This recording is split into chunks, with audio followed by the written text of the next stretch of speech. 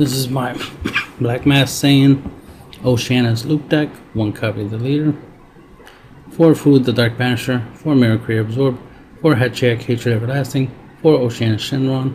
4 Black Mask Saiyan Splintering Mind. 4 Time Agent Vegeta. 4 Time Agent Trunks. 4 Further Destruction Champa. 4 Easy Pain Kai. 4 Instant Transmission 10 times Kamehameha. 4 SS4 Bardock Spirit Resonance. 4 Mirror Dimensional Superpower. 4 SS4 Broly Prismatic Burst. And 1 Pan Time Patrol Maiden. Well, the leader's active main on the Awakened side, burst 3. You can add I'll just read it. Choose up to 1 of your black battle cards with an energy cost of 3 or more in your drop area and add it to your hand. And this card gains 5k power for the duration of the turn. So this will allow you to grab any of your 3 cost and higher black cards. So that's pretty much all of them. All your Time Agents, your Pan, your Black Mask Saiyan, your Oceanus, your Hatchiak, your Mirror, and your Fu. So you can grab any of them from your drop to your hand so that you can use them. You know, because you're going to be bursting them and get them to the drop and then, you know, add them back to your hand through the effect of the leader. For the Oceanus loop, the idea is, you know, obviously you use Oceanus to negate an attack and trigger her ability. So if your opponent tries to attack, they have to mill cards, as well as, you know, she's a blocker, so you could block an attack. And then if you use her to block an attack or combo her off, just to guarantee that she's in the drop, so you can use your leader's active main ability to add her back to your hand, and then just keep, you know, doing that over and over again. So, and of course, in order to play Oceanus, you have to discard a card. So by having Bardock in play, you'll be able to use him to draw a card, so that way you can have a card to discard for Oceanus. Was thinking of doing the Goku Adventure Begins 4-star ball strategy to go with this, but I was like, I just simplify and just go with Bardock. Have him as a draw engine, so that way he can help you draw and make sure you have a card for Oceanus. I mean, your hands should be pretty thick because you're not going to be using much of the cards in your hands that much, so you should have cards in your hands for it. But the point is the ability to reuse her as your reusable topo, basically. So it's a reusable defense card there. At first, I was thinking that we could use Pan Time Patrol Maiden more than once, but I read her effect again and I was like, oh no, you can only use her counter skill once per game, not once per turn. So it's once per game. So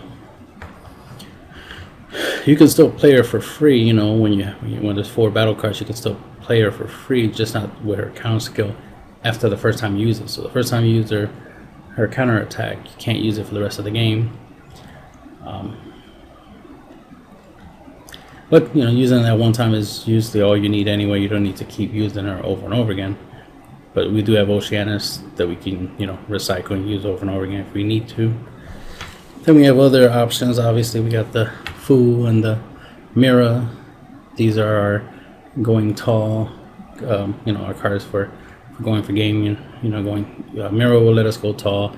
This will let us, you know, attack at least more than once. So it greatly increases our chances of our attacks going through. So he's pretty much a UA in the deck. And then we have Mirror, Dimensional Superpower, Unison to add to that. Especially, let's say you go up against a Hatchiak deck, then having this Mirror, Unison, and the Mirror Creative Absorb, being able to use both of them, you know, to attack in the same turn. They both will be able to go tall, because this one will feed the effect of this one, because you'll use this to warp cards to play it, because it's, you know, overwhelm, and then this will get powered up by its -2 ability, and it'll get 5k boost for the cards in your warp, and this will get 5k boost for the cards in your warp. So you'll be able to go tall with these 2 cards in that situation. So it's just a good way of getting extra attacks that are really tall, right? That'll be hard for your opponent to out combo. And Broly can, you know, go tall if you know, have enough energy, obviously. So this is another way of going tall. Pan's already big, right? So you can obviously take advantage of the fact that she's a 40k. And the thing is, again, what's cool about her is that you could play her for free. So she's a 40k body, you could play for free as long as there's 4 battle cards. So that's one of the benefits of her. Plus she has the active main of paying 1 energy to remove her from the game and take control of one of your opponent's battle cards.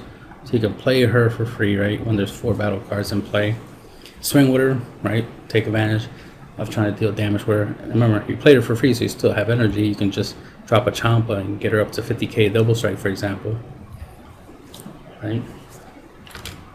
You get that attack to go through, then use her active main, pay 1, and then take one of your opponent's battle cards, and then swing with that. So you get an extra attack for very little investment, you know, energy investment into it. So that's another benefit of her, other than her, you know, counterattack, which is when you have 3 or more energy, play this card, your opponent can't attack with battle cards for the turn. She doesn't negate the first initial attack that you use this against. So hopefully you're hoping that your opponent attacks with like a leader or unison and then play this, and then that will shut down their battle cards, but you still have to deal with their leader and unison, so you still gotta try to out combo those attacks at least. And what else? You know, like I mentioned, Bardock, you know, mainly using to draw, but he has a -2, which we can take advantage of. Until the end of your opponent's next turn, they can't attack with battle cards unless they choose 1 card from the hand, send it to warp. So this will, you know, give us some blanket protection, but throw time, Agent Trunks on, I mean, Pam Time Patrol made it on top of that to further restrict your opponent's ability to attack. Just in case they take the challenge, they'll be like, I don't care, I warp card from my hand. It's like, alright, well then we'll drop this. So there's that. You can obviously have Oceanus and this effect applied, so that way whenever they do attack, not only do they warp 1 card from the hand, they mill the top 4 card of the deck, so you could potentially mill your opponent out as a win con. We have Black Man saying Splinter Mind, so you can, you know, win through burn. Because it wouldn't be too surprising that you end up in a scenario where you're like, you drop Mirror Creator Absorb, you swing with it, it's tall, right, really strong. I don't know, what you want to do is play Black Man saying, I forget, you play him first because, you know, sparking 7, so you have 7 more cards in your drop. When he attacks, you take 2 cards from your life, send it to warp in order to warp one of your opponent's cards in their life. So you do that to, you know, bring their life down to at least 1, and then drop Mirror Creator Absorb, make him really tall and swing, and then dump your hand into his attack, and that should drastically increase your chances of that attack going through and finish your opponent off. So that's how you want to use those 2 cards together. And of course you can add any of these cards from your drop to your hand. And the Time Agent Vegeta and Time Agent Trunks, of course you can play them for free if you know, burst them through the leader's effect. So we have that going for us. And of course 10k double strike. We have 8 cards that can give us 10k double strike.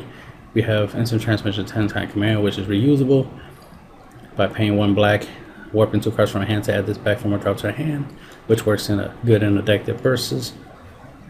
So we have a reusable negate, and then of course combining this with Oceanus, so we can trigger Oceanus's effect, you know, to reduce how many times our opponent could attack. Hatchiak helps us mill more in case we really need to try to get the time agents out. So you can recycle this and do like a Hatchiak loop where every turn you burst 3, add this back to your hand, then play this to mill 2. So you're kind of doing like, so technically you're bursting 5 every turn with the leader's awaken effect with this. So it's a lot like damn, I forget his name. It's the other black leader that mills. Yeah, who cares? Alright. Fu also has the ability your opponent can't activate skills unless they choose one card from their hand and send it to the warp. Which comes in handy in case your opponent's trying to do some arrival plays when you're attacking. Tries to play negate, or they succeed at playing a negate, they have to warp a card, right? That kind of stuff. Activate a blocker skill. You can, make them warp. So that way you're, weakening their hands, so it greatly increases the chance of your attack getting through. So there's options there. And Broly has the ability that you can minus X, right? Remove as many counters you want off of this card auto, right? When your opponent attacks your leader, you trigger this auto and minus as many markers as you want in order to give your leader a 5k boost for every marker you remove. So remember, it's an auto, not an active battle.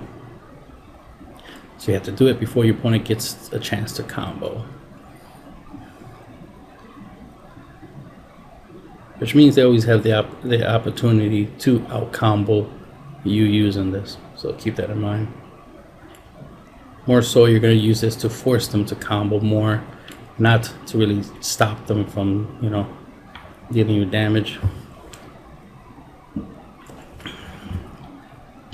And that's it.